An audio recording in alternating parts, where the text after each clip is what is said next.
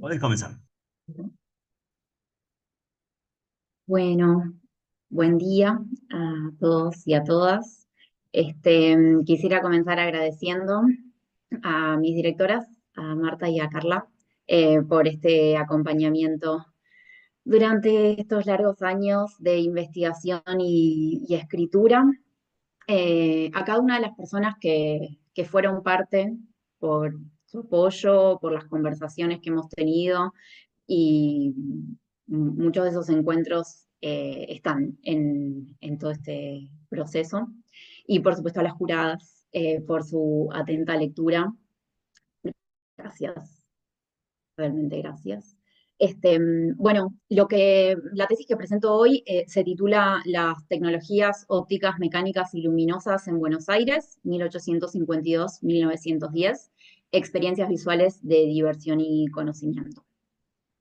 Voy a exponer mínimamente mi trayectoria de investigación para un poco mostrar desde dónde vengo y desde dónde hice las preguntas que formulé, los instrumentos de investigación y sintéticamente los resultados a los que llegué. Bueno, vengo de la carrera de artes de esta casa de estudios y me incorporé a los equipos del área de antropología visual y del grupo de historia y epistemología de las cartografías y las imágenes técnicas en el Instituto de Geografía, en el seno del cual Carla y Marta me acompañaron en el diseño de este proyecto que hoy es una extensa tesis. Este, eh, Parte de esas, en esta formación profundicé en los estudios sobre las imágenes, los medios y los sentidos y las epistemologías que construyen. Después, como me formé también en la maestría en curaduría, y ahí yo creo que tomó más énfasis la pregunta por los emplazamientos y las experiencias visuales, y en ese trabajo abordé las tecnologías y los procedimientos de visualización científica reutilizados en prácticas artísticas. Y finalmente quería mencionar los subsidios eh, mayoritariamente estatales que recibí para desarrollar este trabajo, no solo el financiamiento estatal de las carreras de grado y posgrado, también los proyectos de investigación en los que me adscribí en las distintas universidades en las que he participado y trabajo actualmente, y también las estancias de investigación que hice en la Universidad de Cádiz en España y la Universidad de la República en Uruguay, donde accedía a bibliografía especializada y a fuentes, documentos que realmente fueron centrales en la elaboración de este trabajo. Y desde ahí es que encaré este asunto, que son las tecnologías ópticas, mecánicas y luminosas para ser vistas, tecnologías visuales que circularon en la ciudad de Buenos Aires durante el siglo XIX. Estoy hablando de panoramas, cajas ópticas, litofanías, linternas mágicas, fantasmagorías, dioramas, cohetes ópticos, cinematógrafos también, eh, que son aparatos que incluían lentes, iluminación artificial o algún otro tipo de procedimiento técnico que estimulaba una particular experiencia visual y que resultaron muy atractivos para los públicos del siglo XIX. Se desenvolvieron en ámbitos de diversiones públicas, en consumos privados, pero también, sobre todo a finales de siglo, se identifica su uso, el uso de algunos de estos instrumentos eh, como material didáctico. Este, Se ve acá una dinámica como bastante compleja en la mayoría, antes de estos usos educativos en escuelas y universidades públicas. Para acceder a estos visionados había que pagar la entrada a un espectáculo como una sala de cine, o había que pagar para adquirir estas piezas para el consumo en hogares particulares. Se anunciaban en la prensa, se distribuían catálogos, se colgaban carteles en las calles para dar a conocer la presencia de estas tecnologías. Y como a la hora de abordar este tema, vi que era bastante complejo precisamente por esta distribución tan extendida. eh, y, y la idea fue asumir este desafío y pensar estas tecnologías en toda esta complejidad sin dejar de lado las distintas aristas que, que plantean. Entonces, la tesis es una historia de estas tecnologías que hilvana varias historias, las historias del arte, de la fotografía, del cine, del teatro, de la magia y también de la ciencia y de la educación. Hubo antecedentes que han hecho referencia a la presencia de estos aparatos bajo diferentes discursos, quizás de manera tangencial sobre el desarrollo de la ciencia en Argentina o de los instrumentos didácticos. Y el objetivo acá fue sistematizar todos estos fenómenos que habían sido mencionados y profundizar en una conceptualización de lo que implicaron en este escenario. Entonces los objetivos fueron reconstruir y caracterizar las tecnologías visuales que se presentaron en la ciudad de Buenos Aires, identificar estos ámbitos y rutas de producción y circulación, examinar el rol de productores y consumidores de estos aparatos, y también estudiar el rol de las imágenes que se encarnaron en estos medios visuales.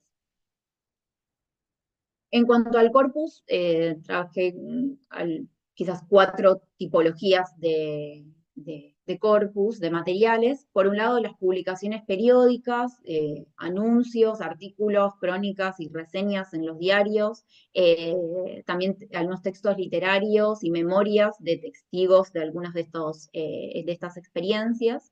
Eh, Algunas fueron mencionadas en estos antecedentes que mencionaba y sobre estas pistas iniciales es que profundicé y fui a barrer eh, la prensa, sobre todo en la segunda mitad del 19 y también busqué como otras referencias sobre inicios del siglo, principalmente en la Biblioteca del Congreso y en la Biblioteca Nacional.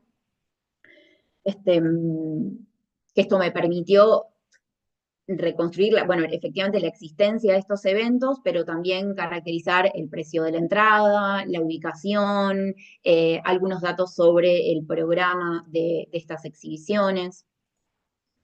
Por otro lado, trabajé con los catálogos comerciales, en general de aparatos ópticos o de proyecciones luminosas que se vendían sobre todo a finales del siglo, y programas de mano, en general de eh, las rotondas de panoramas, que desarrollaban, tanto los catálogos como estos programas, desarrollaban en mayor profundidad las características de estas técnicas, los temas que trataban, y eso no fue tan trabajado localmente, así que como que sumé esas fuentes.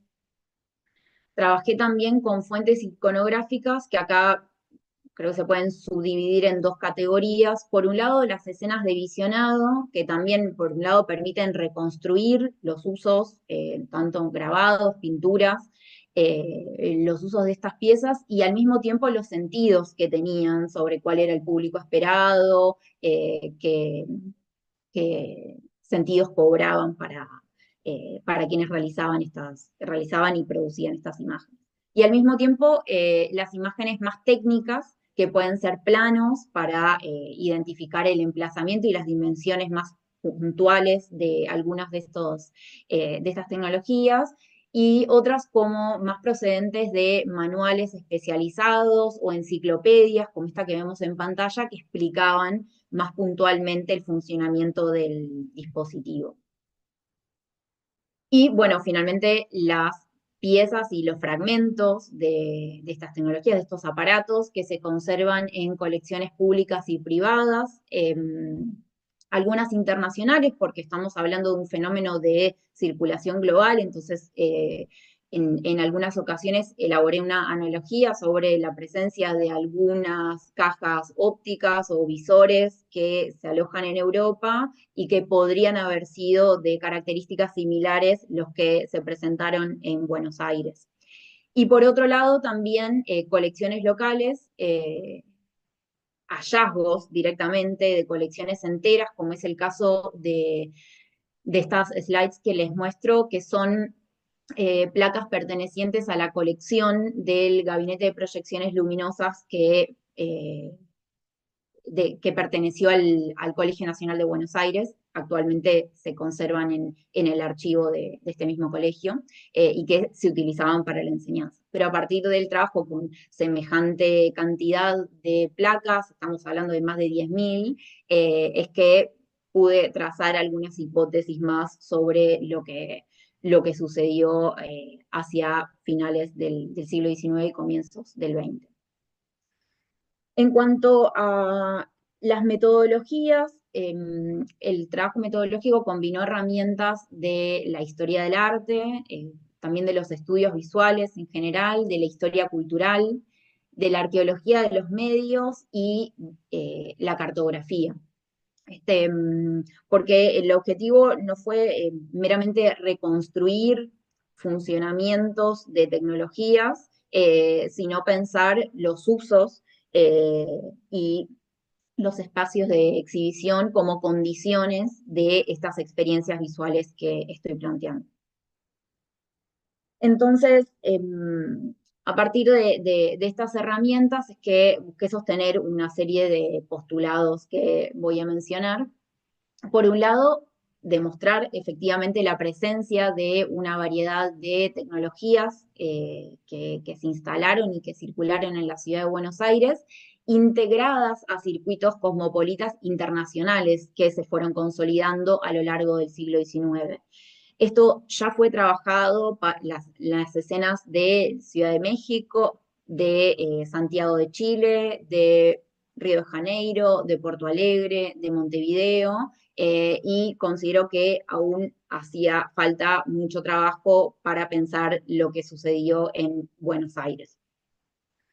Por otro lado, que estas tecnologías estimularon experiencias visuales multisensoriales, donde lo que se ponía en juego era este mismo acto de ver. O sea, ver por medio, por ejemplo, en este sonaroscopio que vemos acá, generar visualmente la ilusión de espacio, permitía también como reflexionar sobre el acto de visionado mismo.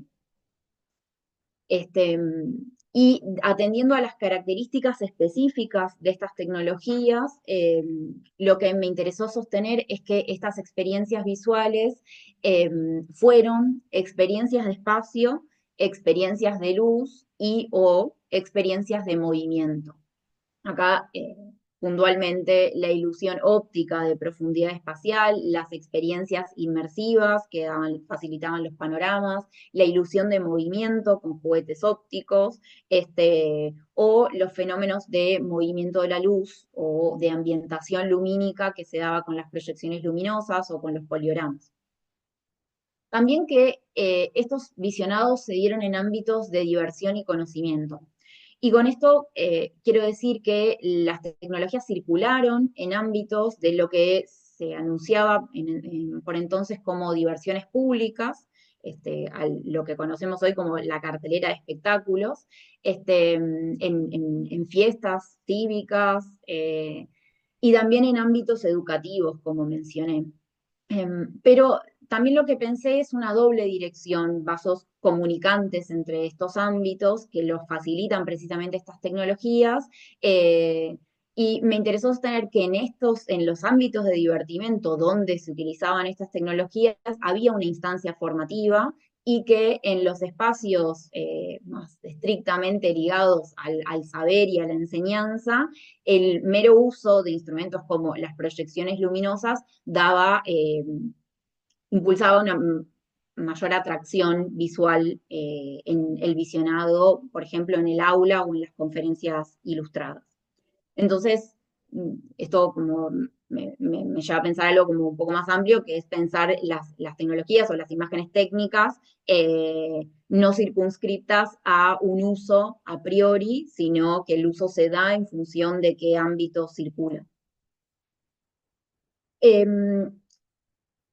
También me interesó plantear que el desarrollo de estas tecnologías se dio en lo que identifiqué como 4 momentos. Por un lado, los orígenes, que van en un periodo amplio, desde finales del siglo XVIII hasta las primeras décadas del siglo XIX. Un segundo momento muy central, que es el de mediados del siglo XIX. Luego el periodo de la década del 80, donde se identificaron cambios, y una culminación de este despliegue con los festejos del centenario en 1910. Sobre esto voy a volver. También la tesis buscó sostener que el despliegue de estas tecnologías visuales se dio en articulación con un escenario de innovaciones en materia de comunicaciones e iluminación que fueron modelando la experiencia urbana. Y esto quiere decir tanto que los desarrollos de iluminación, la iluminación a gas o la iluminación eléctrica o el desarrollo de los transportes, fueron condiciones materiales que modificaron el desarrollo, incidieron en el desarrollo de estas tecnologías visuales, y también el camino inverso, que es que estas tecnologías, las imágenes y las experiencias visuales que estimularon estas tecnologías también modelaron una nueva experiencia urbana. En cuanto a los protagonistas, me interesó sostener que la distinción entre quienes hacen y quienes miran fue más bien compleja, y por eso planteé la idea de un entramado compuesto por empresarios, artistas, trabajadores, funcionarios gubernamentales, hombres, pero también mujeres y niños que participaron en este despliegue. Y esto quiere decir que aparece la noción de usuario o de operador también, donde podía ser el mismo operador de este fenómeno del aparato, puede ser el destinatario del visionado, o puede haber un presentador, operador de, por ejemplo, la linterna mágica, para otros destinatarios. Y también en relación a las iconografías, me interesó sostener que las imágenes encarnadas en estos medios modelaron una cultura visual cosmopolita. Y estamos hablando de una amplia cantidad y variedad de imágenes que involucró vistas urbanas, acontecimientos históricos de muchos periodos, escenas de actualidades, también en muchos países, de muchas regiones, retratos públicos, escenas artísticas, incluso de la antigüedad o del siglo XVII, escenas eróticas y escenas más pertenecientes al ámbito educativo, científico, de las ciencias naturales.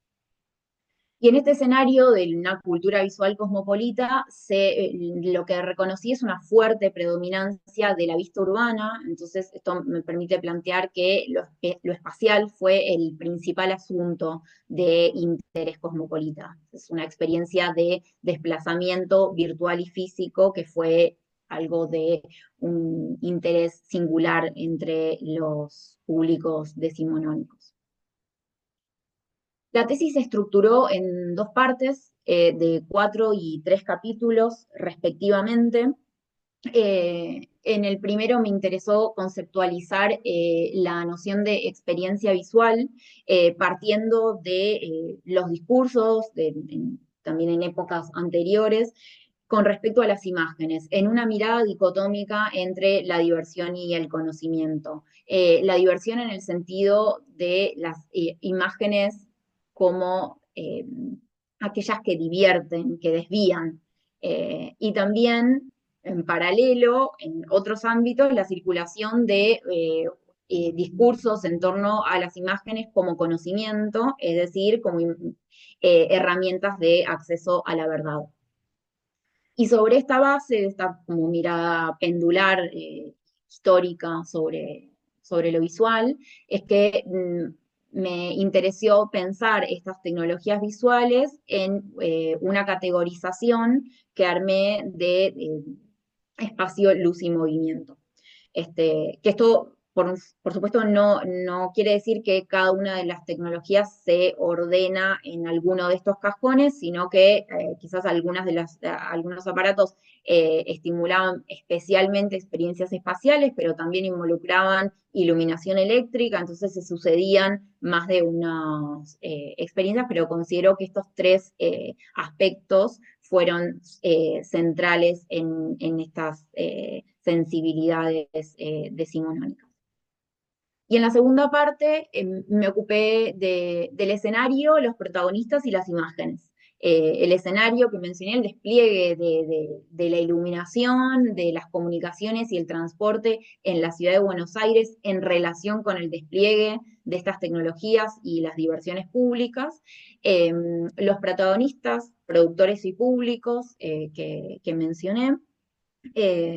Y también el rol de las imágenes en estos ámbitos diversos de diversión y conocimiento. Voy a sintetizar un poco los resultados principales, no de acuerdo a cómo lo organizé en la tesis, sino en relación a estos 4 momentos que planteé y que fui barriendo en cada uno de los capítulos. Los orígenes que mencioné, la época de mediados de siglo, la década del 80 y la época del centenario. En cuanto a los orígenes, algo que identifiqué es que la circulación de estas tecnologías visuales se dio en torno al centro urbano. Estamos hablando de un momento de una urbanización más bien reducida, en la ciudad, donde consumidores, realizadores y comerciantes coincidían en un grupo reducido, era entre conocidos la circulación de estos aparatos mayoritariamente.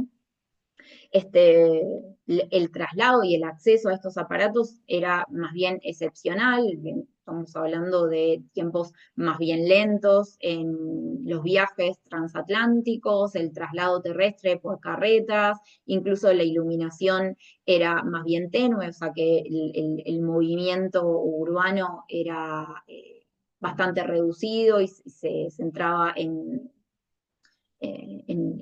ámbitos privados. Y en ese escenario lo que encontré es el uso de la cámara oscura, sobre todo en expediciones científico-militares, es decir, que se usaba como instrumento de dibujo, también se utilizó en talleres de retratística. Y lo que sucede en este momento es que aparecen otras tecnologías donde el destino era el visionado, y meramente el visionado. Eh, Tenemos el caso del Tutilimundi y del Sograscopio. Por un lado, el Tutilimundi que se exhibía en ferias públicas, o sea, el ámbito de visionado era en plazas, era por el pago de una entrada para ver por la mirilla, entre medio de un amontonamiento de gente. En general había un mayor acceso de sectores sociales diferentes, y el Sograscopio era comercializado para uso privado en domicilios, entonces los sectores que accedían a esos eran más bien reducidos.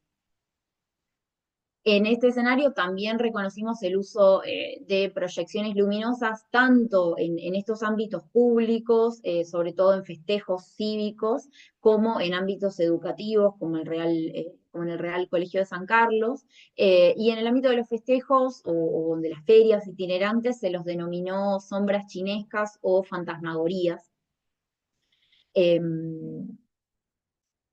Y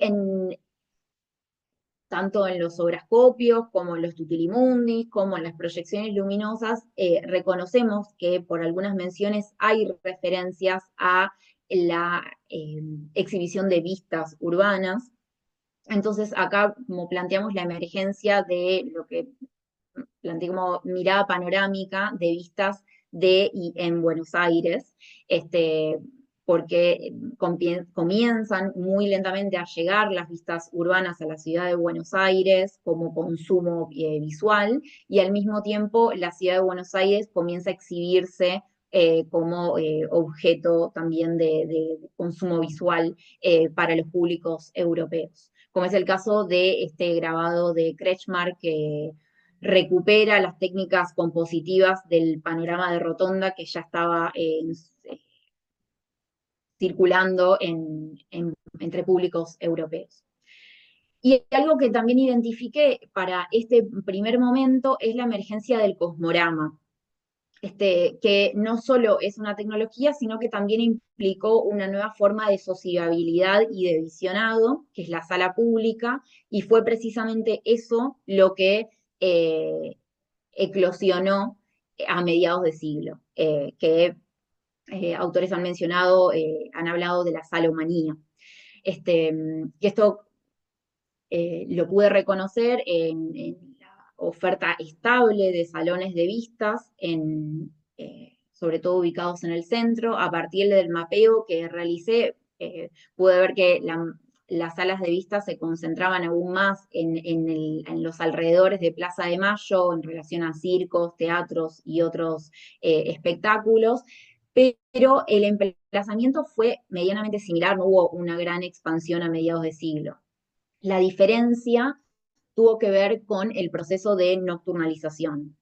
Es decir, que gracias al alumbrado a gas que se estaba extendiendo en el centro de la ciudad, es que también se extendieron los horarios de exhibición vespertino, y eso permitió mayor oferta de diversiones.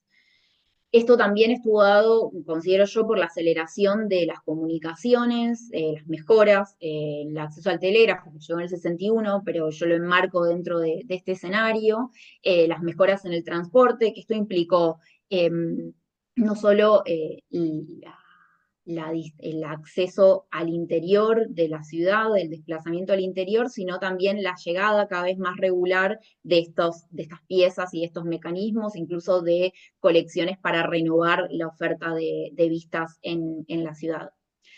Esto, bueno, como mencioné también con lo que se trabajó de antecedentes en otras ciudades latinoamericanas, estaba en sintonía con lo que sucedía en otros escenarios. Entonces, digo, no, las causas no son únicamente fenómenos locales, sino también un escenario internacional que comenzó a modificarse. Por ejemplo, la Exposición Universal de 1851, que impulsó mayor visibilidad de productos. Acá también me parece que lo que sucede también es una consolidación de esta mirada panorámica cosmopolita, con la exhibición de vistas urbanas muy frecuentes.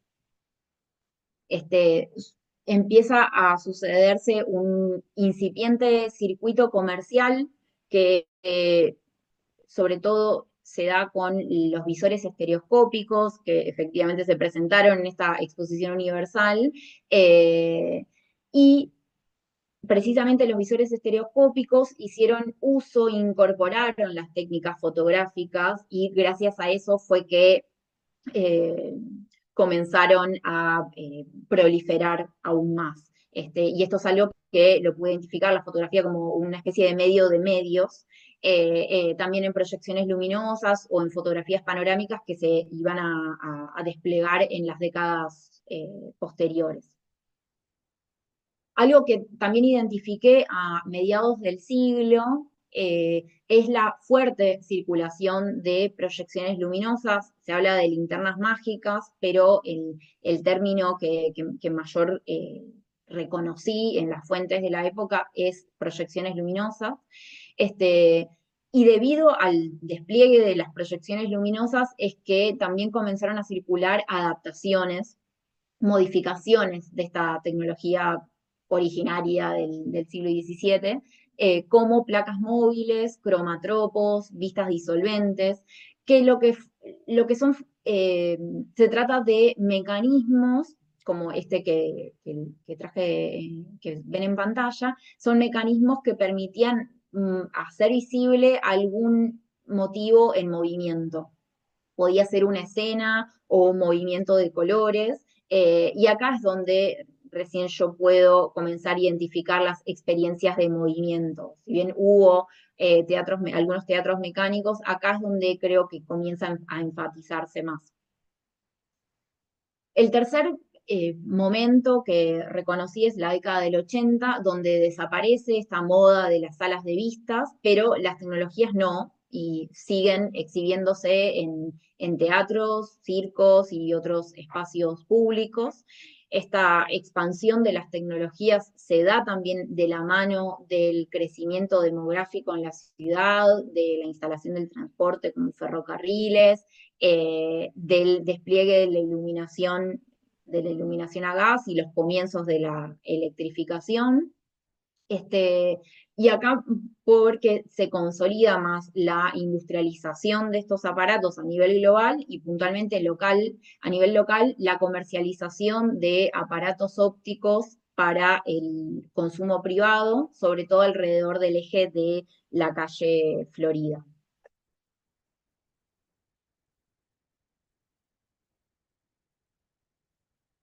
Otro punto que me parece central de este periodo es la llegada de los panoramas. Hablé de una mirada panorámica en el periodo de los orígenes, que comienzan a circular estos grabados con esquema compositivo de panoramas, pero los panoramas propiamente dichos, los panoramas de rotonda, llegan en este momento, eh, que fue lo que los autores especializados en panoramas hablan de la segunda generación de panoramas que se dio en el mundo durante la década del 80 de la mano de las exposiciones universales. Este, yo creo que hay como dos razones para esta llegada. Por un lado, el crecimiento de las inversiones de sociedades anónimas, y el trabajo de grandes grupos de artistas especializados en retratística, en paisaje, escultores, y también, y creo que es algo importante para pensarlo desde acá, la ampliación de públicos. Es decir, que los inversores de estos panoramas consideraron que la ciudad de Buenos Aires era un mercado disponible para colocar estos panoramas y que en algún punto podía ser redituable esa inversión. Otro punto que encontré, que es algo más bien transversal, pero que sucede entre los discursos más como relevantes los encontré en torno a mediados de siglo y esta década del 80, es la cuestión de la participación de las mujeres, que por un lado está eh, ligada a la noción de decencia como una categoría disciplinadora de su participación como públicos, eh, se las, eh, se las relega a un lugar de también objeto de contemplación visual, este, pero al mismo tiempo su participación fue mucho más activa, no solo fueron públicos de estos salones, sino también operaron como empleadas en locales, por ejemplo, locales especializados en fotografía y en cinematógrafos más centrado del siglo, pintoras, compositoras locales, instrumentistas también participaron de estas diversiones, incluso usuarias, fotógrafas aficionadas, que hicieron uso de fotografía estereoscópica, por ejemplo. Entonces, la participación de ella parece como tensionada en estos dos polos. Y hacia la época del centenario, lo que encontré es que la ciudad aparece completamente electrificada. Esto no es que la ciudad haya sido efectivamente electrificada en su totalidad, sino que se muestra electrificada en imágenes. Este, Por supuesto, también este despliegue tecnológico estuvo ligado a el desarrollo de tranvías que se iban instalando en la ciudad y permitían el acceso de esta población que iba creciendo de manera exponencial en la ciudad, que puedan llegar al centro, que continuaba siendo un foco de atracción donde se exhibían shows de magia o algún otro tipo de entretenimiento que hacía uso de estas técnicas. También encontré que estas tecnologías fueron capitalizadas por funcionarios gubernamentales o empresarios ligados a, al gobierno para en el marco de los festejos del centenario. Bueno, por ejemplo, vemos este tipo de imágenes más institucionales, pero sobre todo lo encontré en los panoramas de rotonda que se instalaron en este momento y que hacían uso y convocaron composiciones de temática nacional. También encontré algo que ya se trabajó en otros medios, como en la fotografía, en la pintura, la consolidación de la iconografía de Buenos Aires como metrópoli, que esto se replica en estos medios que estuve trabajando. Lo otro que sucedió, digo, ya había planteado que en la década del 80 se consolidó un mercado de estos aparatos, de las proyecciones luminosas, los visores estereoscópicos como un ámbito de comercio. Y lo que sucede acá es que está completamente expandido esta oferta de productos y lo que sucede es una diversificación de estos productos, en lo que yo encontré como tres grandes ámbitos. Por un lado, el uso privado, con proyectores de menor intensidad, el uso didáctico para aulas y salas de conferencias, y el uso como espectáculo público en teatros, donde la intensidad y las lentes tenían que ser de una gran capacidad.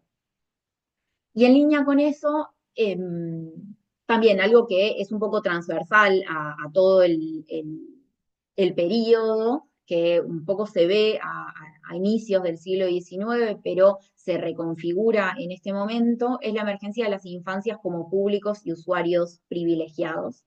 Y esto es en dos ámbitos. En el ámbito privado, tecnologías como las linternas mágicas, las proyecciones luminosas aparecen como juguetes, y también en el ámbito educativo, en las infancias y juventudes escolarizadas se les ofrece estas instancias de visionado en espacios de escuelas y bueno, y también en universidades se reconoce. El otro, la otra cuestión ligada a este último momento del centenario es efectivamente el cinematógrafo, algo ineludible, que se reconoce como en coincidencia, su técnica y sus procedimientos también aparecen en coincidencia con las proyecciones luminosas fijas, esto es lo que se conoce como linterna mágica, y que a diferencia de los teatros y de los formatos de emplazamiento en periodos anteriores, lo que sucede es que las salas específicamente cinematográficas que comienzan a instalarse en la ciudad de Buenos Aires se van expandiendo por los barrios. Esto es también por la disponibilidad energética, pero bueno, en un punto lo pude reconocer gracias a este mapeo que elaboré. Y que el precio de entrada de estas salas cinematográficas era de un valor bastante reducido en comparación con el precio de las entradas a teatros, por ejemplo. Y entonces acá lo que vemos también es una fuerte variación en el público y en el acceso a las diversiones públicas entre principios del siglo XIX y el periodo del centenario. Bueno, para sintetizar, considero que la tesis permite aportar a la comprensión de la participación de las imágenes en los consumos culturales y en el desarrollo científico y educativo, eh, y también a la asimilación de la sincronía de las ciudades latinoamericanas en los circuitos cosmopolitas. El trabajo abarcó un periodo bastante amplio y por eso no se buscó hacer un desarrollo exhaustivo de cada momento, de cada etapa, sino más bien un enfoque para pensar las tecnologías en términos de experiencias visuales. Quedan muchos interrogantes que se abren a partir de esto y que me hubiera gustado trabajarlas para la tesis, pero bueno, ya iba a ser un trabajo eh, enorme. Bueno, creo que en términos geográficos, profundizar en las dinámicas de las rutas en cada uno de estos momentos, este, no solo las rutas a nivel internacional, pensar los proveedores que llegaban de Europa, pero también los intercambios con estas otras ciudades que ya fueron trabajadas, las ciudades latinoamericanas, y también pensar las rutas a nivel nacional, cómo fueron estos otros focos, como relevamos algunas experiencias en San Juan, en Rosario, en Corrientes, pero en Mendoza, pero falta aún como profundizar en cada región.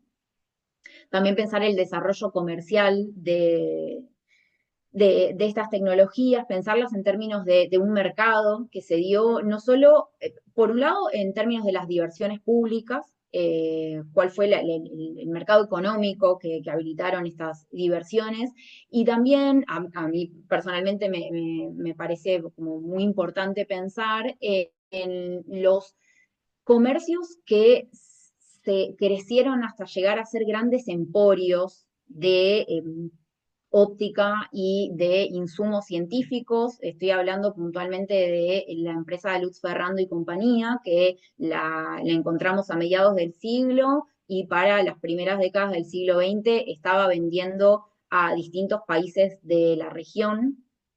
Y también algo que me parece que puede dar para seguir trabajando es las relaciones entre imagen y palabra, más como a nivel mucho más amplio. Yo me enfoqué en pensar el funcionamiento de los aparatos y cómo el mismo funcionamiento permite ciertas experiencias visuales, y eso lo pensé en relación con fuentes documentales, como los discursos o las figuras literarias, pero creo que se puede pensar en su especificidad a cada uno de estos aspectos, y sobre todo el rol de quienes presentaban estos visionados. En algunos casos había folletos, pero en los salones de vistas, por ejemplo, había presentadores. Entonces me intriga mucho saber qué es lo que decían esos presentadores, que tiene una analogía también con lo que eh, han planteado conferencistas o incluso, bueno, los profesores, que los que damos clases al día de hoy con una proyección de imágenes, cómo se acompaña esa relación entre imagen y palabra. Bueno, cerré esta tesis y cierro la presentación con esta pieza, que es una vista estereoscópica, presumiblemente del Río de la Plata, intervenida por Marcel Duchamp durante su estadía en la ciudad de Buenos Aires, eh, que es una figura, con una figura rhomboidal, invertida, que creo que invoca la pirámide visual de la perspectiva renacentista, y así creo nos invita a preguntarnos por las técnicas y las imágenes desde otra óptica, y bueno, puntualmente desde la ciudad de Buenos Aires. Gracias. Bueno, quedo a disposición para preguntas y comentarios.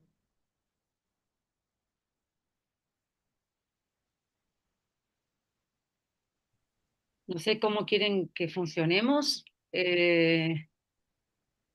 Georgina o Catalina, ¿quieren empezar ustedes con alguna apreciación y comentarios?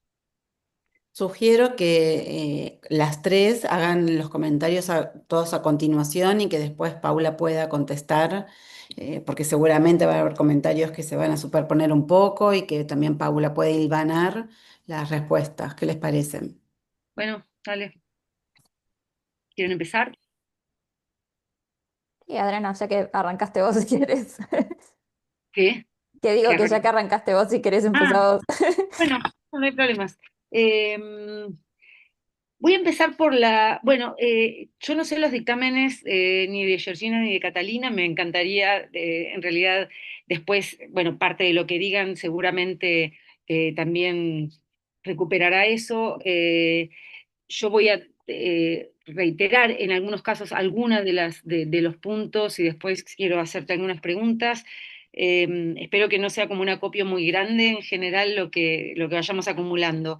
Eh, lo que la exposición me permitió ver era algo que ya con la tesis intuía, confirmaba ya, es la claridad conceptual, que me parece, eh, por un lado, esa claridad creo que está desde el comienzo del abordaje de tu investigación, pero creo que fue consolidándose seguramente con el avance de la investigación.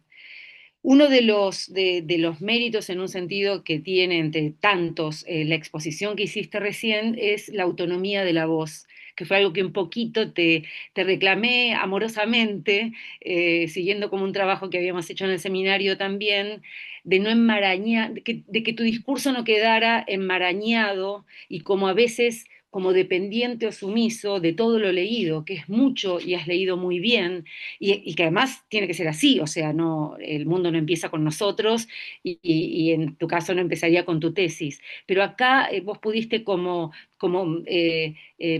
autonomizarte un poco de aquello leído para poder focalizar en las cosas que en efecto vos habías hecho, muchas veces a partir de las sugerencias de lo leído, pero con autonomía de vuelo y con un aporte original. Creo que uno de los aportes originales está en el rastreo que has hecho, sí exhaustivo. Me dio era como paradójico, vos terminaste diciendo, bueno, no busqué hacer un desarrollo exhaustivo, ya no lo digas porque es como patearte en contra de algo que te desmiente, la tesis te desmiente.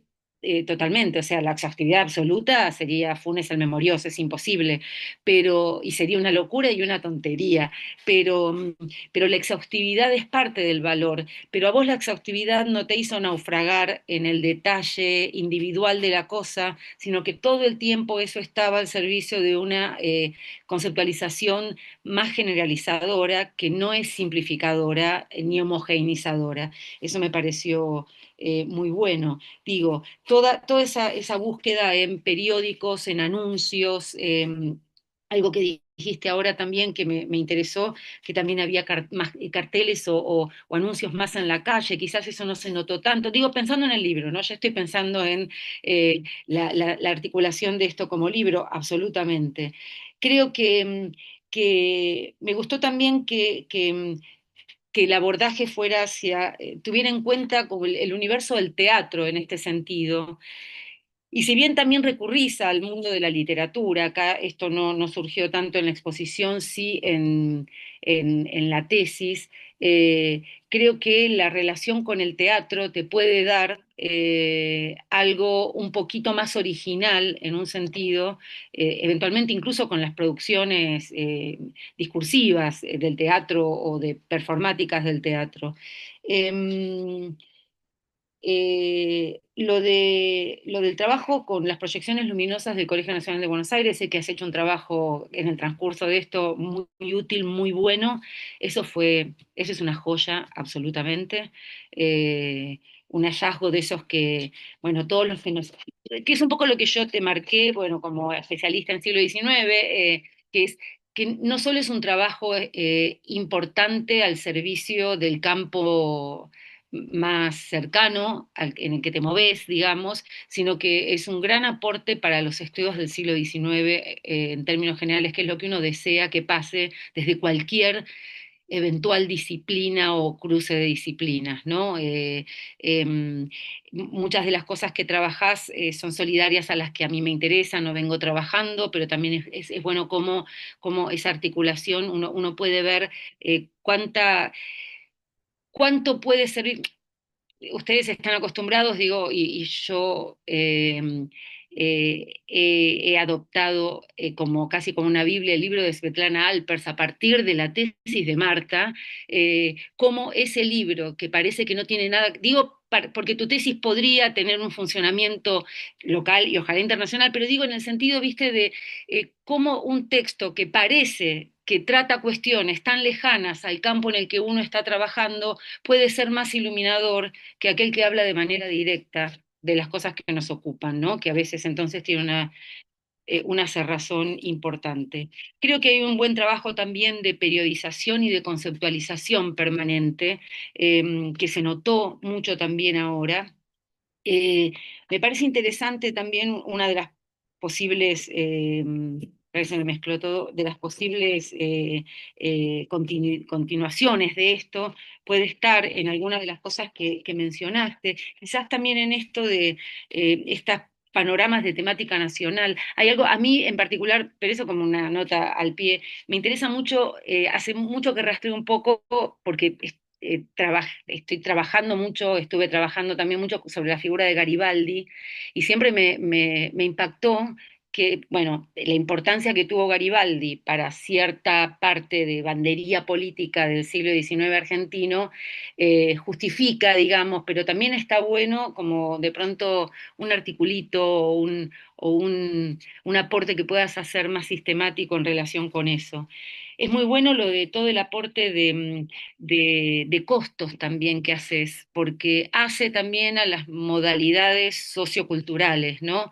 De acceso, de no acceso, de popularización o de restricciones por estamentos, y eso también creo que te lo dio este trabajo exhaustivo que haces que hiciste con la búsqueda en los periódicos y en los catálogos, ¿no? Me parece que ese era un trabajo muy bueno.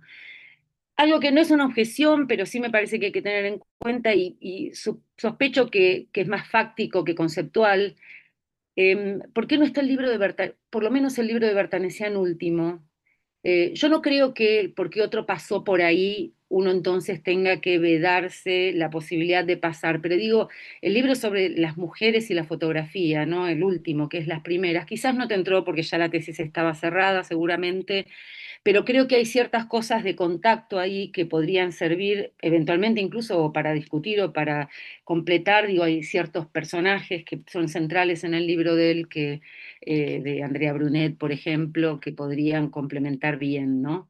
Eh, eh, y bueno, de las cosas que dije, espera que no me quiero, pero bueno, no quiero demorarme tanto. Em,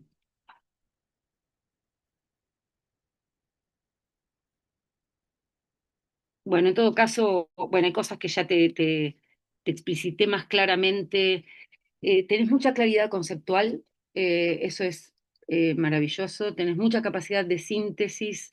Podías mostrar muy bien eh, el modo de funcionamiento, la importancia y la injerencia de cada uno de esos aparatos. Es una suma absolutamente valiosa y que se agradece. Me gustaba también ver la parte que les toca a las directoras, el cruce perfecto entre los intereses compartidos y específicos de cada una de ellas, no porque te marcaran en un sentido de orientarte hacia esa eventual única o doble dirección, sino lo que eso potenció en relación con el trabajo que vos podías hacer, que me parece que es muy visible, conozco muy bien y sigo muy de cerca el trabajo tanto de Carla como de Marta, entonces eso era muy lindo comprobar que ellas estaban ahí, pero la que hablaba eras vos. Entonces, bueno, después cualquier cosa, si hay más diálogo, diré más cosas.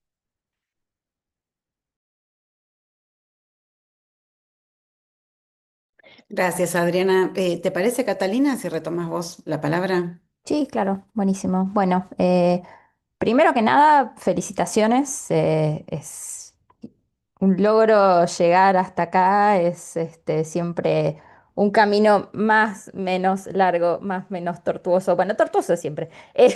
Pero, pero bueno, nada, felicitaciones.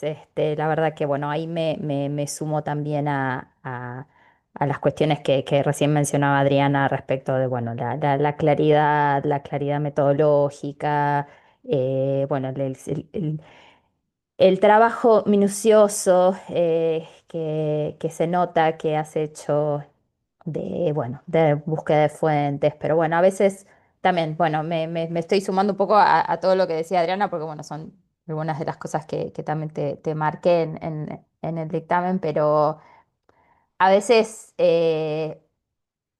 uno puede abrumarse bajo el peso de la cantidad de información, de fuentes, de datos, de imágenes, de, bueno, de todo eso que uno como, bueno, en el trabajo de la investigación, y sobre todo investigaciones como la tuya que abarcan un periodo muy grande, que abarcan cuestiones, más, digamos, diversas en un punto también, es difícil lograr sistematizar todo eso y bajarlo a una idea y que esa idea sea clara y que esa idea sea contundente y que esa idea tenga sentido.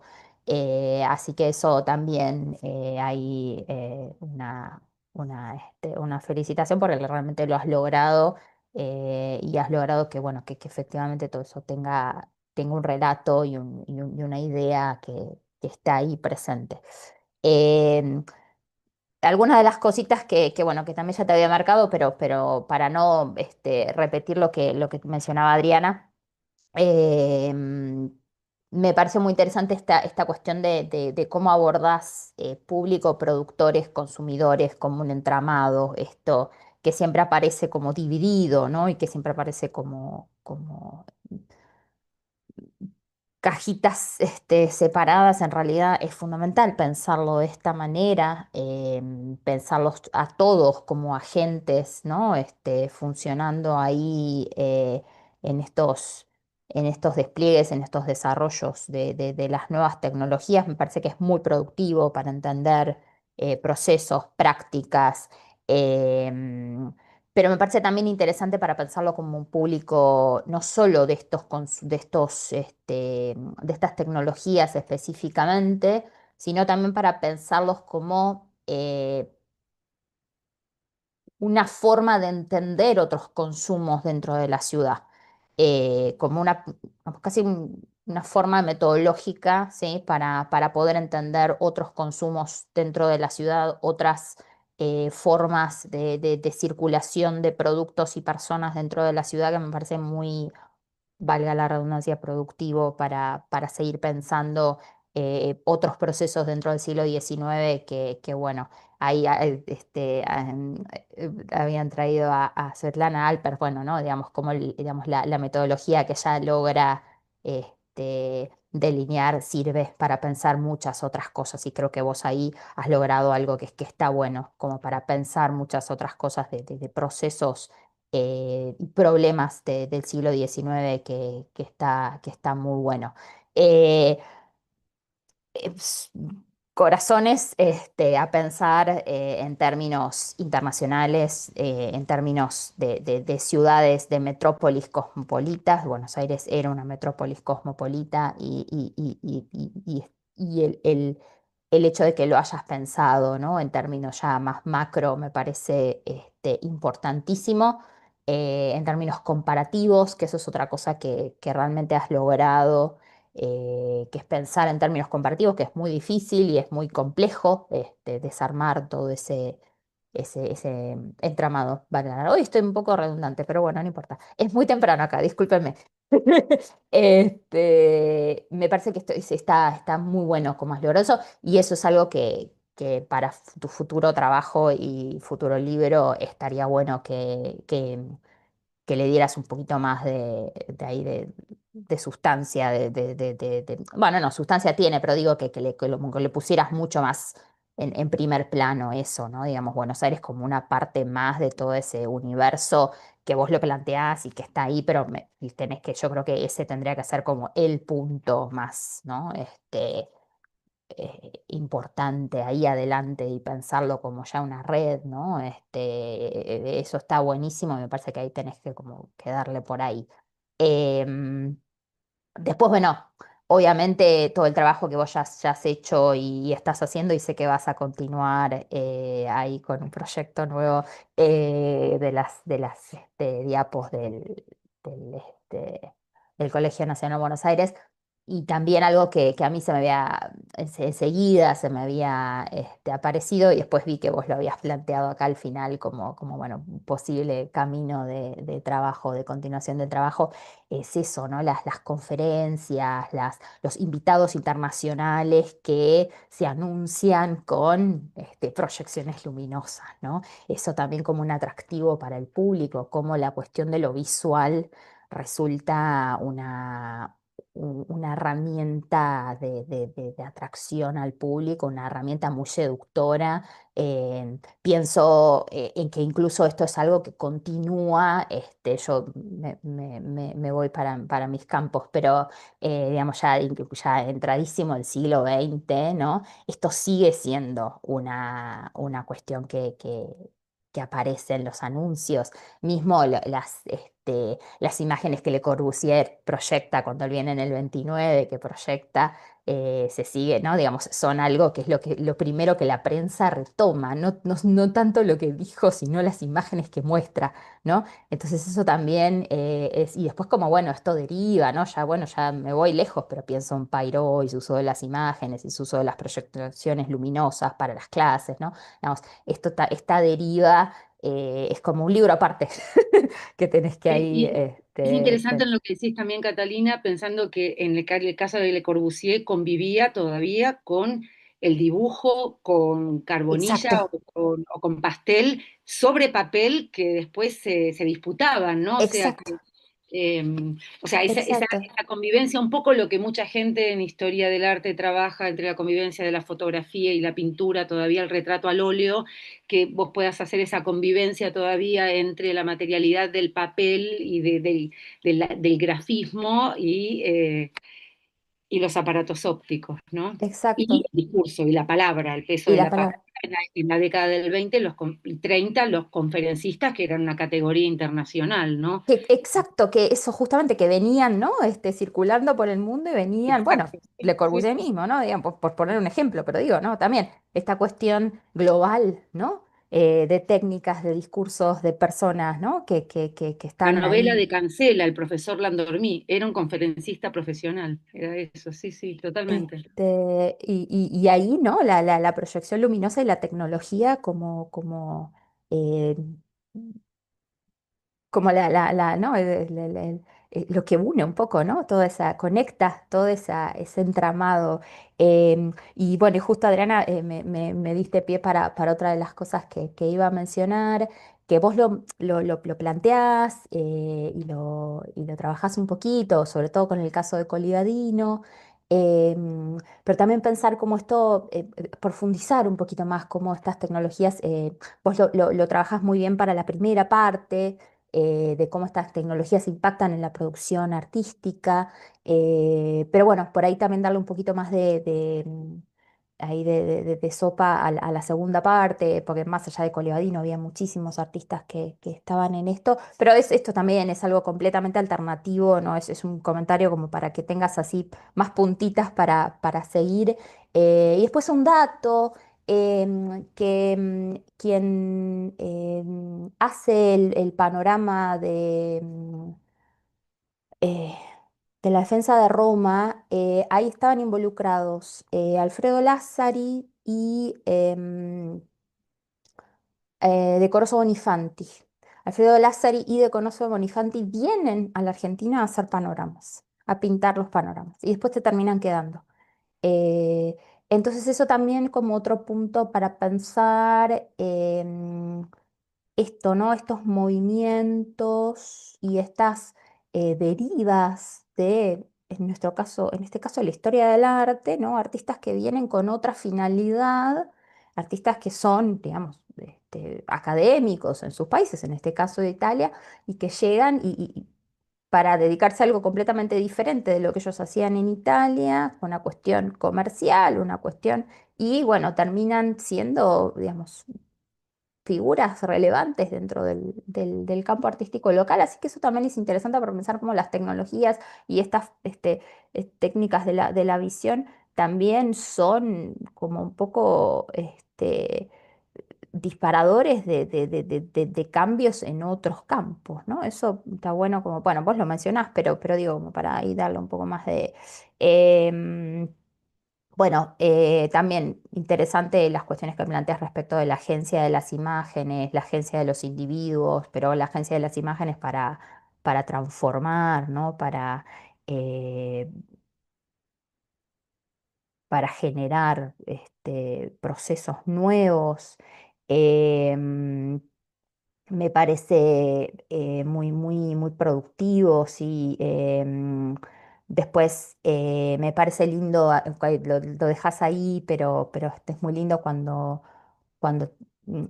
trabajas esta cuestión de la palabra en digamos, de estas tecnologías desde la literatura, desde el impacto que esto produce en los espectadores, pero cómo aparece esto en la literatura. Y ahí ese cruce me pareció muy, muy, muy sutil, muy lindo.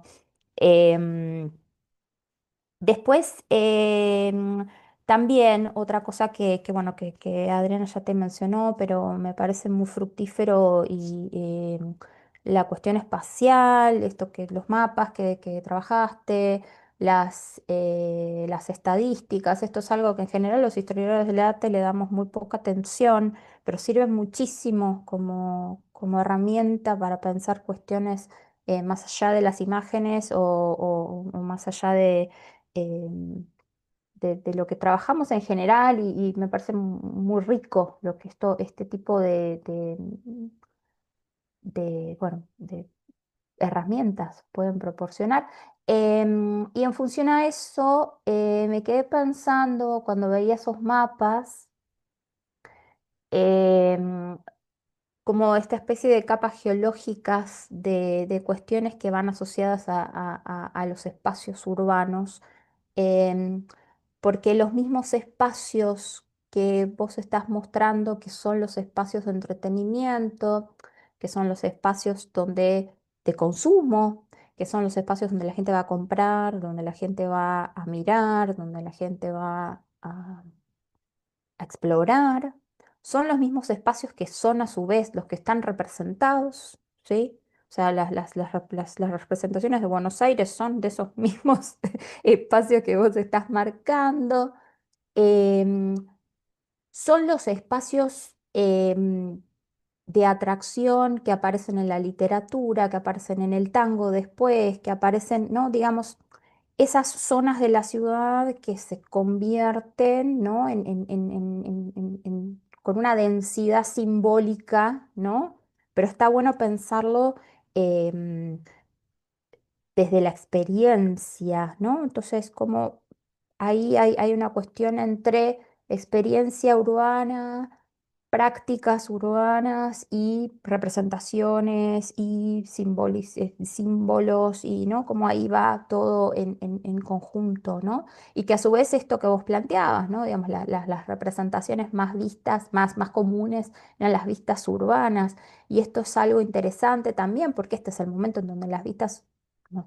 Las ciudades se están convirtiendo en metrópolis, ¿no? Entonces ahí esto, como todo va, ¿no? Una especie de rompecabezas ahí que se van uniendo las piezas y en este sentido también me parece que está bueno que profundices, que si bien vos lo hacés, sobre todo para el caso de las mujeres, está buenísimo pensar la sociabilidad en estos lugares, ¿no?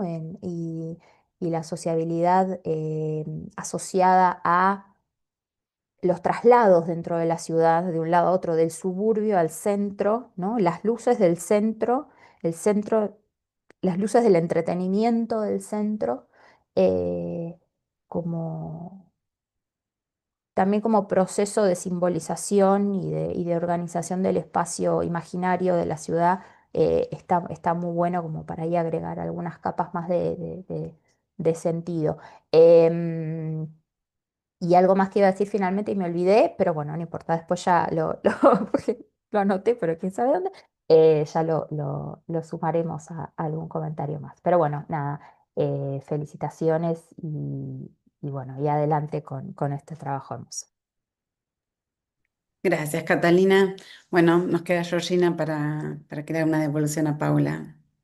Bueno, gracias. Y bueno, en realidad me sumo a muchas de las cuestiones que, sobre todo, en primer lugar, a las felicitaciones por este trabajo inmenso. Y sobre todo, bueno, a las cuestiones que tienen que ver con la claridad conceptual, con el manejo de tanto una bibliografía que por las conexiones que se establecen en la tesis se vuelve casi como infinita, y creo que Paula maneja muy bien esa infinitud, ah, y la lleva a tierra y la elabora y se apropia además de esa bibliografía, ¿no? Y lo mismo en relación a las cuestiones que tienen que ver con la periodización y la elaboración de conceptos específicos para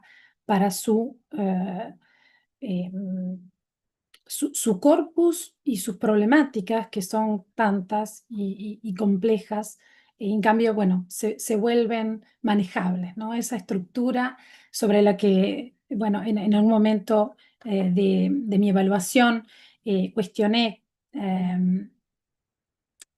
sobre la primera parte, que me parece muy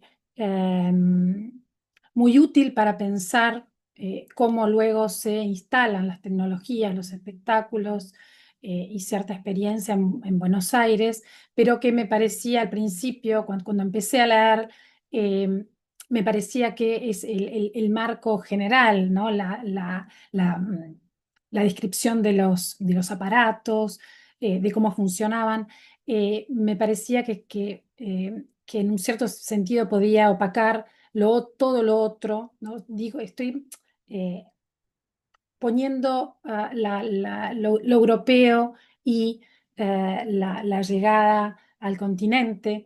O sea, me parecía que había como un cierto desbalance, que no era tal en la tesis, porque en realidad en los materiales están, y la presencia de Argentina, de Buenos Aires está, y también otros cruces.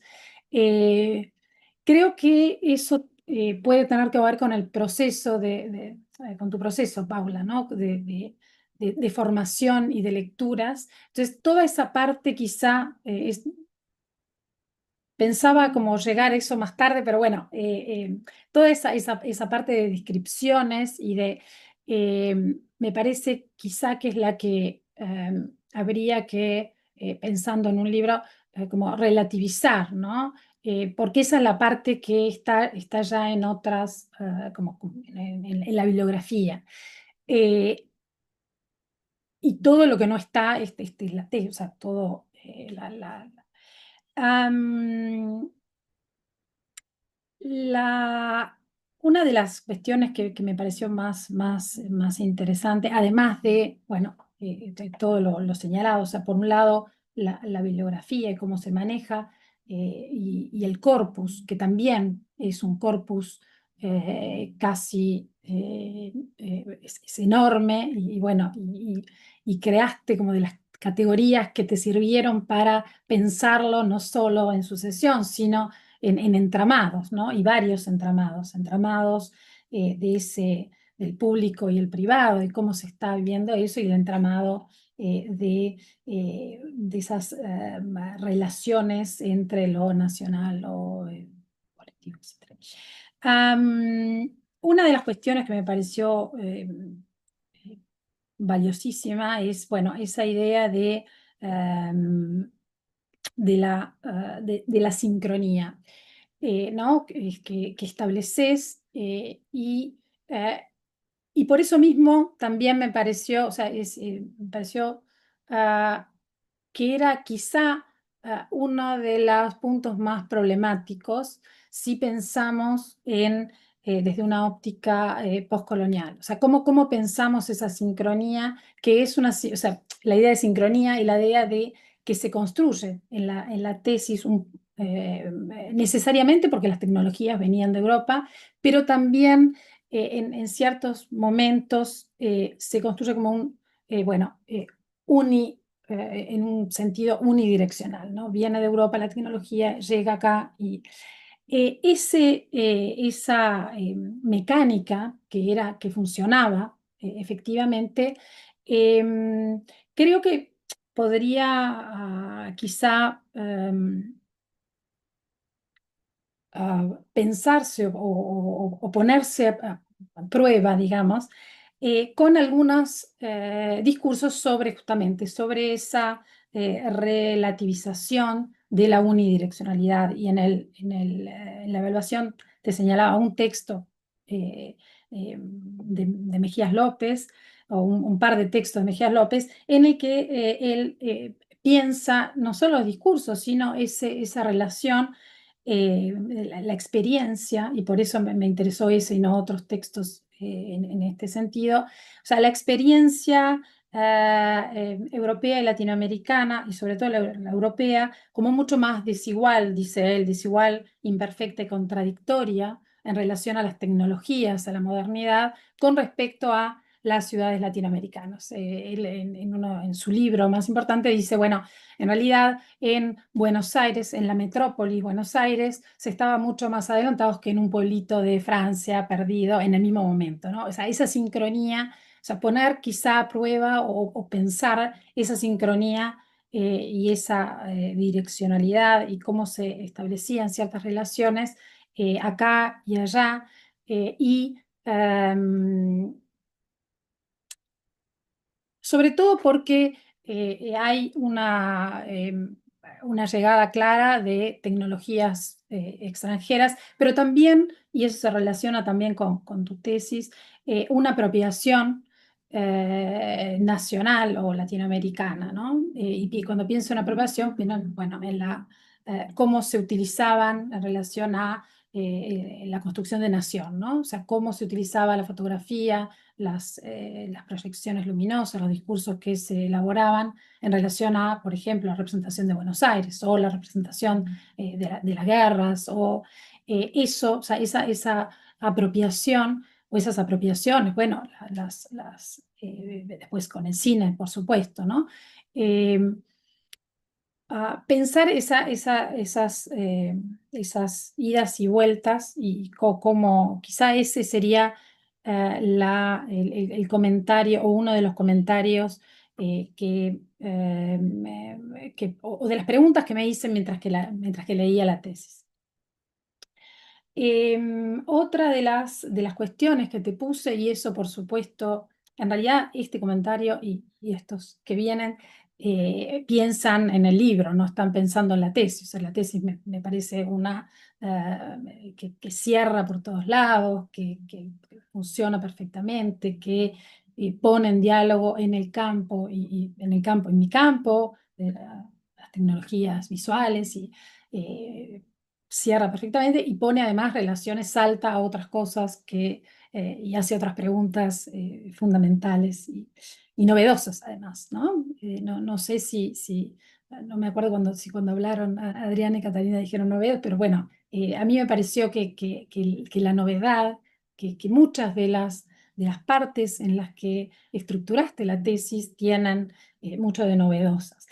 La segunda cuestión que te ponía en la evaluación tenía que ver con la centralidad de Buenos Aires, ¿no? Y eso, de nuevo, repito, o sea, eso está fuera de la tesis, pero tiene que ver con el campo, ¿no? O sea, cómo pensamos, yo vengo de Uruguay y también en relación a Uruguay estamos muy acostumbrados a pensar la metrópolis con todo lo que eso tiene de fundamental para las modernidades, para pensar la nación, porque la nación se construye a nivel discursivo prácticamente solo con basta la capital, ¿no? Para pensar la nación, al menos pero también deja fuera una cantidad de discursos a nivel regional que recién en este momento se están recuperando, ¿no? Entonces, en ese sentido, están recuperando y poniendo, agregando otros aspectos y otras eh, eh, como niveles a la discusión sobre modernidad, sobre experiencias visuales, sobre apropiaciones, ¿no? Porque en los centros se hacen se reproducen ciertas prácticas y luego las regiones hacen otras cosas por diferentes motivos, ¿no? Y se apropian a veces prácticamente de cosas Entonces, en ese sentido, creo que ah, esta tesis puede dar espacio y no sé si en realidad creo que no puede ser un trabajo individual, entonces tampoco te estoy pidiendo eso, pero me parece o sea, me parece que es un trabajo de equipo, o sea, que tiene que involucrar porque el estudio sobre fuentes sigue siendo y tú lo haces muy bien en la tesis, pero sigue siendo muy problemático, muy largo, muy engorroso, el acceso a ciertas fuentes y bueno, y cuando se multiplica y se expande en el territorio, se vuelve, ¿no? Pero creo que es necesario para pensar al menos lo que me toca del campo. Y también en relación a Latinoamérica, ¿no? Y eso también te lo señalaba, y también va por ese lado, ¿no? Por el lado de un equipo y un equipo futuro y no como trabajo individual. Pero me parece que eso,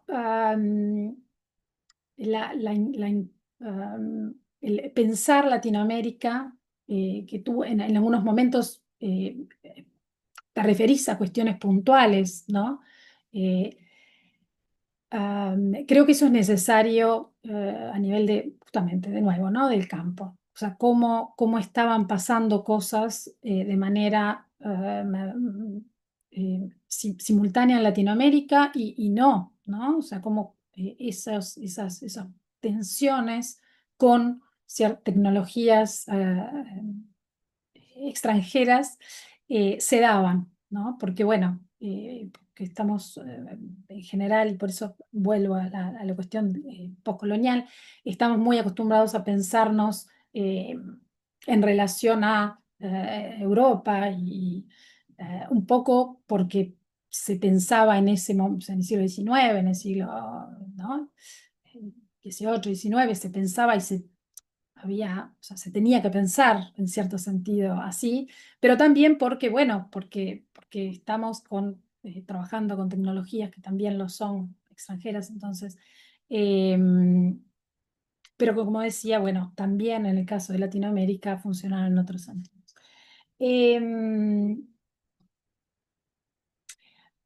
Me interesó mucho la cuestión de esa construcción de temática nacional en la que te tuviste, bueno, por los festejos del centenario, y quizá hubiera querido ver un poquito más ahí de trabajo con eso, ¿no? Eh, que un poco en relación a esa em, llevada a tierra de estas tecnologías. Pero bueno, y bueno, y algunos, también me interesó y creo que es un trabajo necesario, es la atención sobre los públicos y sobre las infancias y las mujeres como,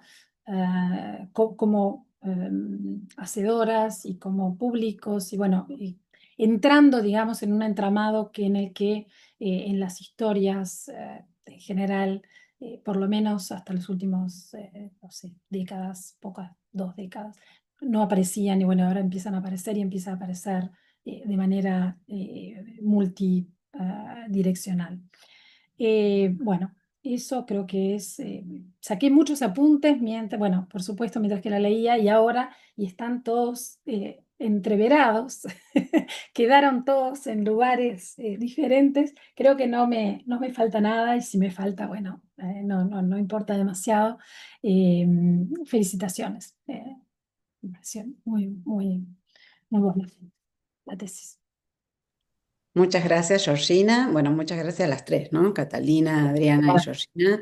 Y ahora Paula tiene unos minutos para contestar las observaciones y agregar o explayarte en algo que no te haya entrado en la presentación que armaste. Gracias. O sea, es un lujo que escuchar sus comentarios y gracias por los elogios de los aciertos que encontraron en esta tesis. Que voy a mencionar un par de cosas, empiezo de atrás para adelante. Por esto que mencionaba Georgina sobre la sincronía. Hubo muchas dudas sobre cuánto trabajar ese tema de los panoramas. Y creo que ahí opté, y por eso sé que en una instancia de publicación, si llegara, no estaría eso. En esos capítulos hubo una búsqueda como de caracterizar y explicar bien qué es un panorama,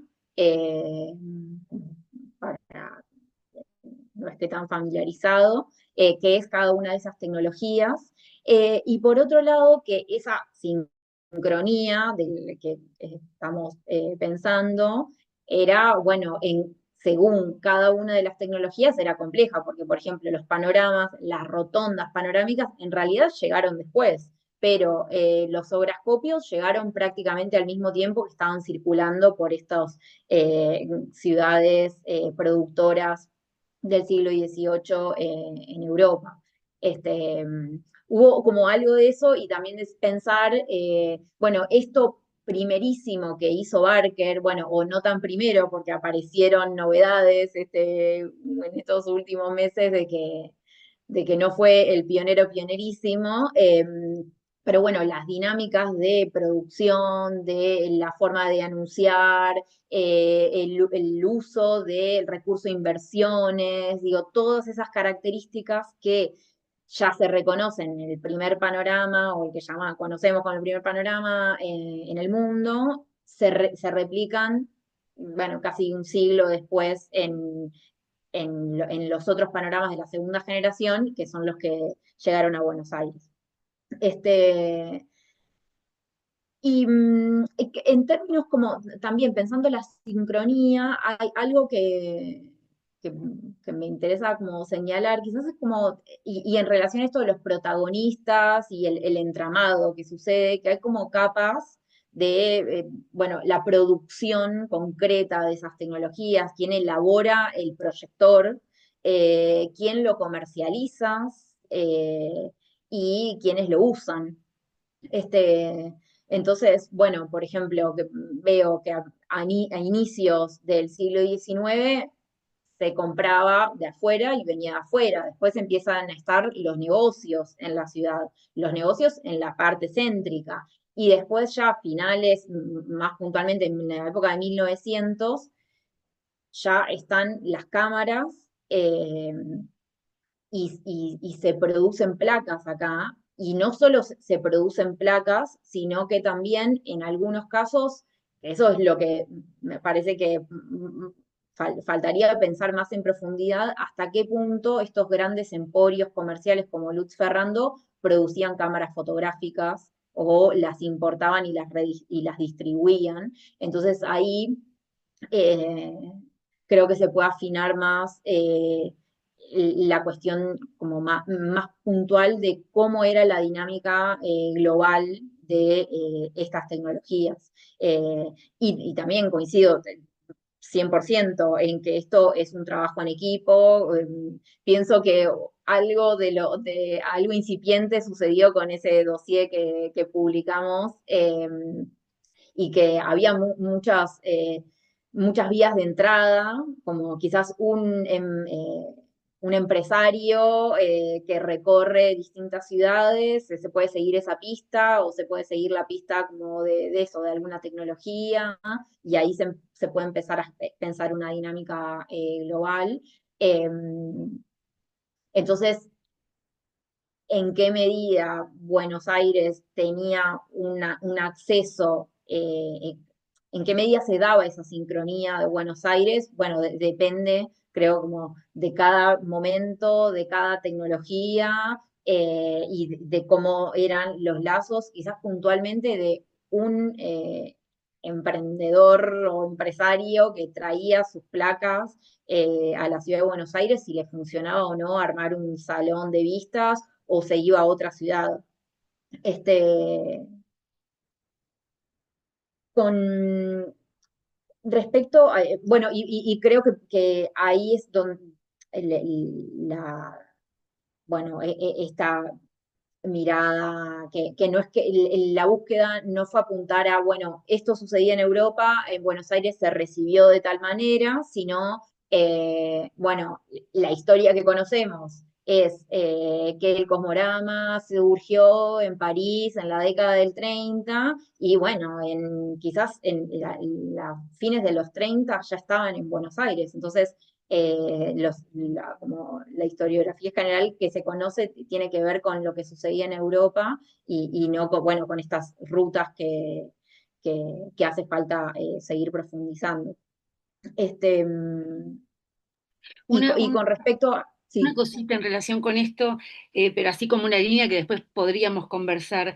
A mí me encantó lo de Luz Ferrando y te repregunto también si es algo que yo sepa no ha sido demasiado trabajado. Digo, creo que vos trabajás ciertas cosas que no han sido todavía del todo trabajados.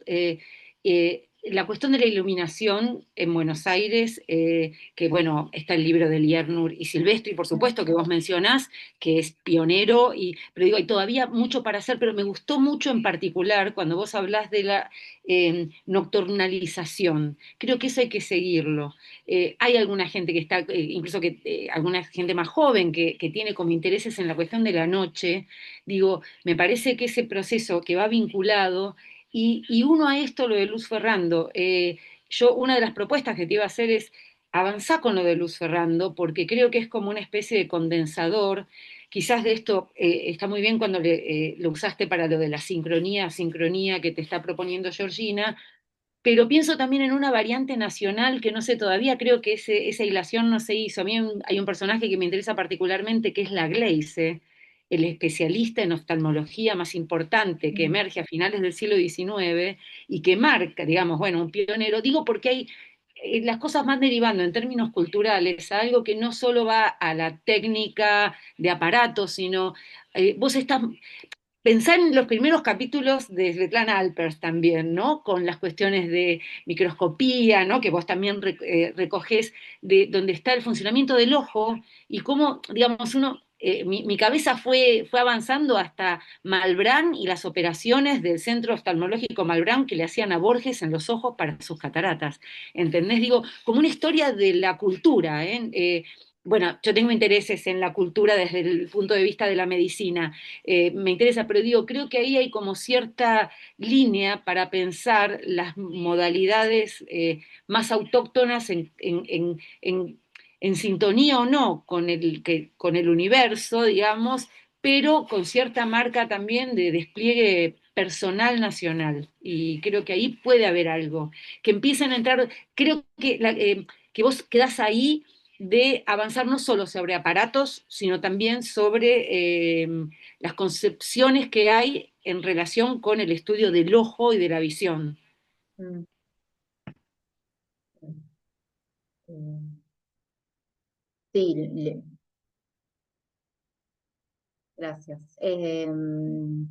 Sí, Es me para parece como llenarte que de lo tareas, de... porque ya cuántos libros le dijimos que tenía que escribir y cuántos grupos tenía que crear, bueno, es imposible.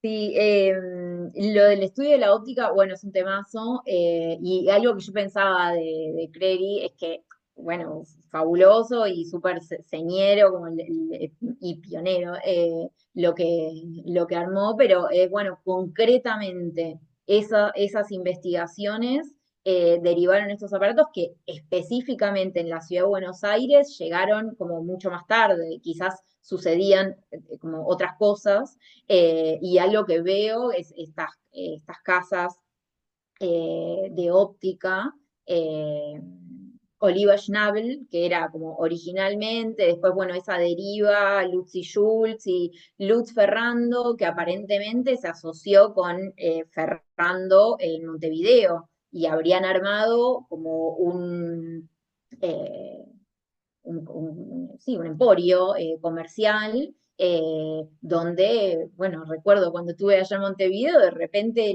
estaba la fábrica de insumos médicos y científicos, entonces hay como una ruta que sigue para pensar como todo ese instrumental. Este, me perdí.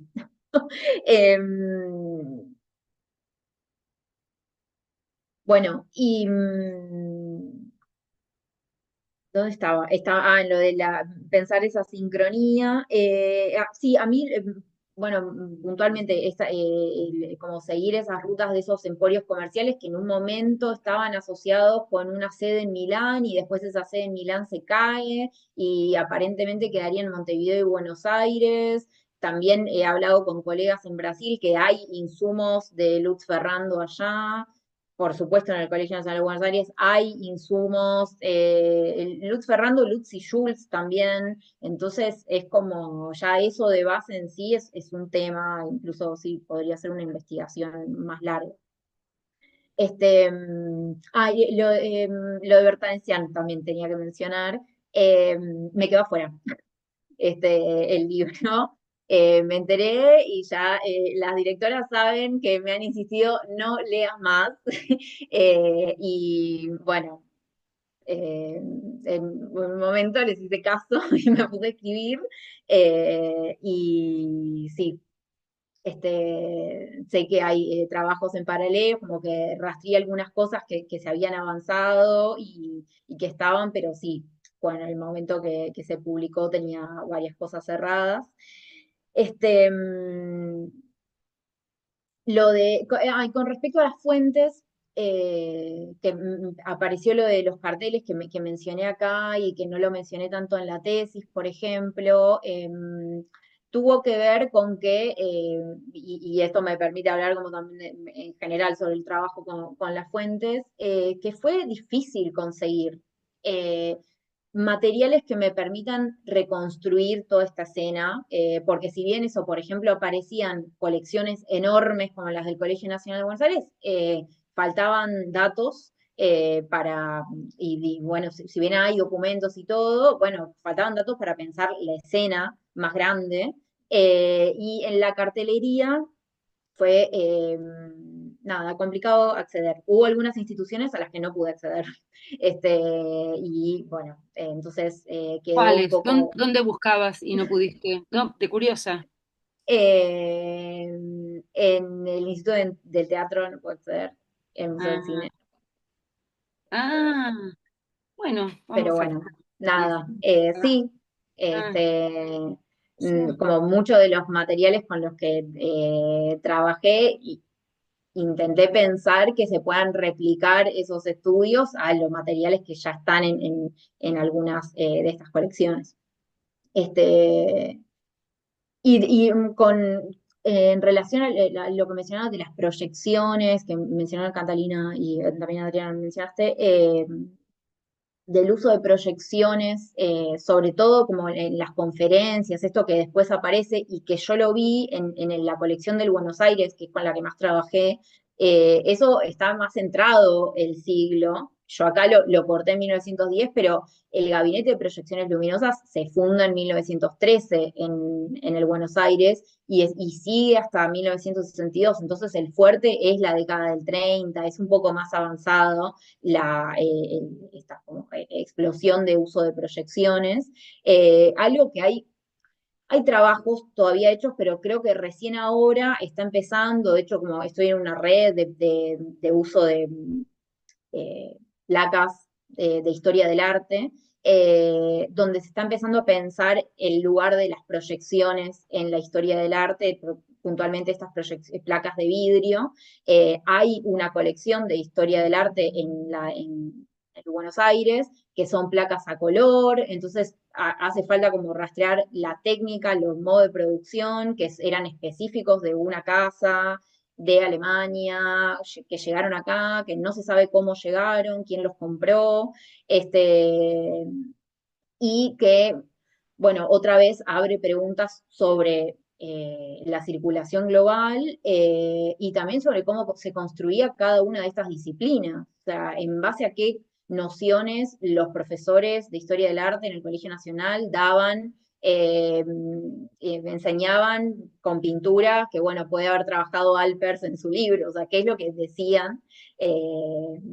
Bueno, ahí también eso es como una vía que no mencioné y que me gustaría trabajar. Me interesa mucho lo que mencionaste de Garibaldi, porque, bueno, hay varios panoramas de Garibaldi que hubo como en danza y bueno, yo en un momento me ilusioné, dije, lo encontré y no, o sea, había un montón.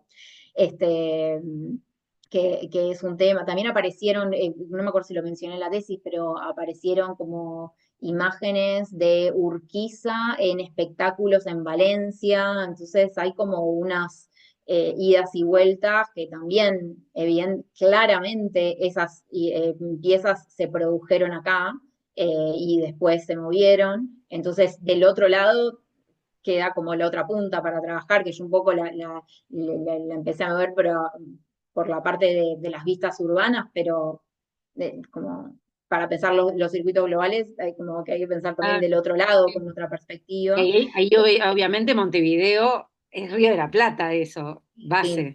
Sí, Garibaldi particularmente, además, ver qué hay de Garibaldi en Uruguay también, sí.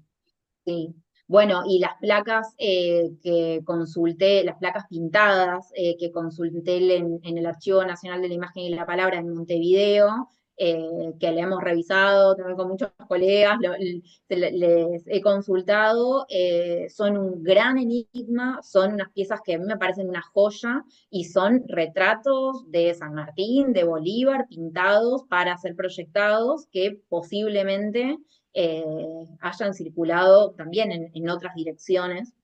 Así que por ese lado también hay bastante. No me quiero extender mucho más.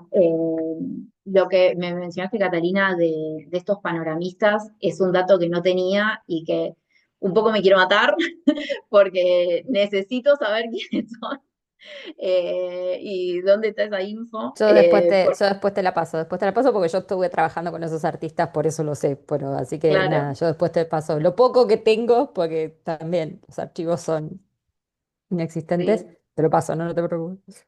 Gracias. Sí, bueno, que evidentemente tendría como la misma dinámica que Augusto Ferrari, un italiano que viene como asistente, llega por un encargo y se termina quedando y trabajando acá. Este, Así que bueno, no sé, como también ver,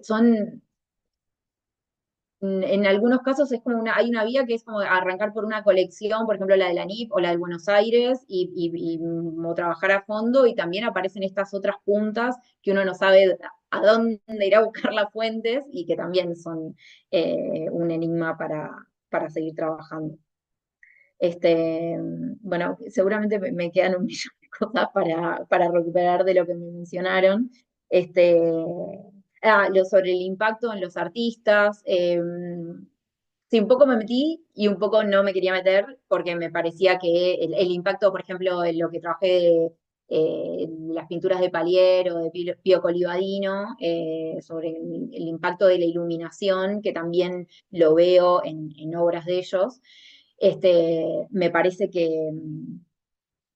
eh, que un poco ameritaba plantearlo, pero es una investigación que como que ya se iba por otro lado y dejaba en un segundo plano a estas tecnologías que son como el centro de la investigación. Voy a hacer un chiste, pero transmito, Catalina se quedó sin luz. Ay, no, de lo que era estamos mi hablando, pesadilla. pero es muy pertinente quedarse sin Sí, luz. Estamos hablando de la iluminación de Buenos de Aires. la luz. Sí, Sí, Y en el primer mundo, exacto. además. claro. ¿Dónde está el primer mundo? ¿Allá o acá?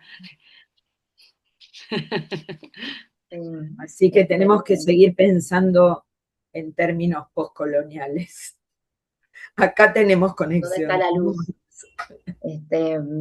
Claro que me había mencionado esto, las luces como proceso de organización de la ciudad. Ahí viene.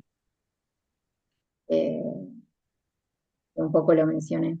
Eh, no sé, o sea, yo de esta investigación podría seguir hablando mucho tiempo, entonces me corto.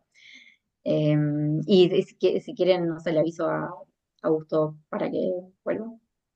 No, pero espera, a ver, Pau. Ah, Bueno, primero, gracias a todos los que leyeron la tesis, a los jurados, a Paula. Y creo que antes de deliberar, Marta y yo, como codirectores, como directora, podemos hablar un par de minutitos. No sé, Marta, si quieres hacer algún comentario. Eh, bueno, si Y no, quizás sí. después, cuando comienza la deliberación, también, Carla, podemos comentar algunas cuestiones, pero ahora en presencia de Paula, por mi parte, nada más decir que fue un enorme placer participar en esta investigación como codirectora, junto con Carla, que tenemos mucha sintonía, digamos, puede ser un trabajo colaborativo muy fructífero. Y bueno, hicimos equipo con Paula, que por supuesto es la protagonista y la que llevó adelante este enorme trabajo a partir de la nada, o sea, a partir de muy poco en términos materiales. Ella supo hacer esta búsqueda de fuentes muy variadas, esta búsqueda de pistas, ¿no? Y creó un uso de la bibliografía que fue creciendo en términos de una lectura exhaustiva y original de la bibliografía. Esto fue mejorando y creciendo hasta alcanzar este grado de, de lectura como muy propia, ¿no? O sea, incorporar lo hecho, pero en términos de un terreno sobre el cual construir la propia investigación. Así que bueno, eh, por mi parte nada más reiterar eso, que estoy muy contenta de que hayamos llegado a esta instancia y felicitar a Paula por, el, por una investigación que creo que puede continuar en muchos de los sentidos que se abrieron en Que justo esta me estabas presentación. respondiendo y yo me quedé sin luz y sin internet acá, no sé qué pasó, de pronto la oscuridad, así que perdóname, pero bueno, acá estoy de vuelta. No, Estoy está con el bien, celular, María. así que estoy probablemente también medio inestable usando los datos, así que si me vuelvo a desconectar, vuelvo, de alguna manera vuelvo. Bueno, por mi parte eso. Nada más. Bueno. Bueno, lo mío también son unos breves comentarios para hacérselo llegar a Paula, pero también adelante de los demás que participaron de este proceso, en este caso los jurados y también los que están, son unas cuantas personas que están siguiendo la transmisión por YouTube. Así que me gustaría que todas esas personas sepan y conozcan que fue un placer trabajar con Paula en estos años, en un proceso largo, con Marta también. Como acaba de decir Marta, formamos un equipo en el que creo que nos complementamos muy bien para acompañar a Paula a transitar un proceso que fue muy arduo, porque Paula tiene un método de trabajo muy disciplinado, pero muy exhaustivo. Entonces, bueno, la exhaustividad creo que es algo que advirtieron todas en la lectura de la tesis, porque es muy visible y exhaustivo y riguroso. Así que agradezco que todas las sugerencias que le hicieron las jurados haya llegado en este momento y no antes, porque si no esta tesis no terminaba más, porque ella, si fuera por ella, hubiera seguido todas las pistas posibles, todas las fuentes posibles. Hubo que rogarle que dejara fuera el fonógrafo, porque no había manera que quisiera dejar algo de lado. Ir para atrás hasta la prehistoria podría haber llegado trazando la genealogía de los medios. O sea, realmente fue un trabajo muy minucioso. Y todas estas fuentes que aparecen a la vista parece que fueran muchas y que estuvieran al alcance de la mano, y realmente no es así. No fue así. Fue resultado de una tenacidad notable por parte de Paula para ir buscando y siguiendo pistas e insistiendo permanentemente a lo largo de todos estos años. La otra cosa que recalcaron todas y que a mí me gustaría enfatizar más es lo de la lectura y la bibliografía, que le permitió también hacer un cruce sistemático de enfoques disciplinares sin perder el norte, eh, que eso se vio beneficiado por un don natural que tiene Paula, que es la memoria. Se acuerda de todo, de los autores, de las fechas, de los nombres, de los lugares.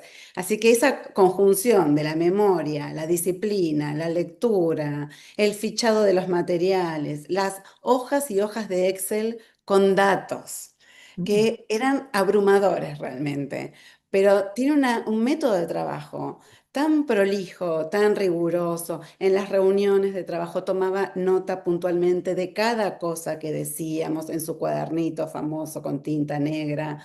eh, Páginas y páginas, y yo me atrevería a decir que cuadernos y cuadernos, anotando lo que decíamos nosotras, lo que decían otras personas con las que interactuaba, en los talleres, en las lecturas.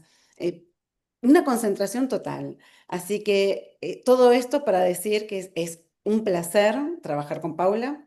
Realmente la capacidad de producir y de reflexionar es admirable. Así que creo que este es solo el punto de partida de un montón de proyectos posibles y enriquecedores de los que nos vamos a poder nutrir todos los demás como colegas. Así que mis felicitaciones, Paula. Podemos aplaudir con sonido porque Y Gracias. ahora que tenemos la todo virtualidad tiene sus disgustos, ¿no? O sea, no estar presente para interactuar mejor. ¿Deliberamos Así que entonces? ahora sí, creo que nos van a organizar ahí desde la Secretaría de Posgrado para que Paula se retire y nosotras nos quedamos a deliberar. Y salgamos del Zoom. Sí. No sé cómo es, creo que nosotros nos quedamos No, con no nosotros. del Zoom. No, Salimos de la Augusto me transmisión. dijo, Augusto nos va a sacar de la transmisión. nos sacan de la transmisión, a mí me sacan del Zoom y Sí. ustedes se quedan de fuera. Hablamos entre nosotras. Ujú.